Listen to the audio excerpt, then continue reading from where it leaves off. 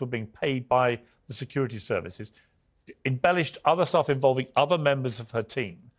And ultimately, it was that that led her to do the interview.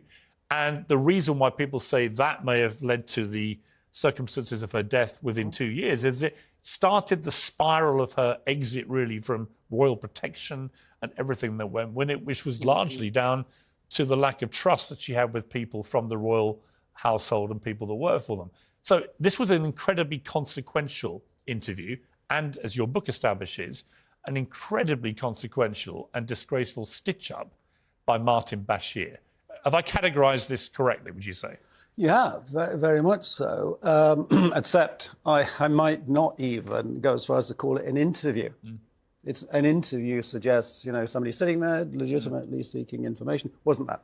It was because of the plan that Martin Bashir had come with. It was effectively a performance, a double act that poor old Princess Diana found herself taking part in and she didn't realise. So, yes, you're somebody quite right. But as I say, let's think of it that way.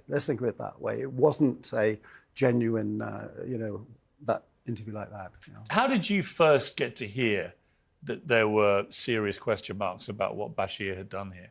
Well, I was working I worked for the BBC for about 20 years. When Bashir was doing his thing, my desk was probably about 100 feet away in 1995 in the White City building.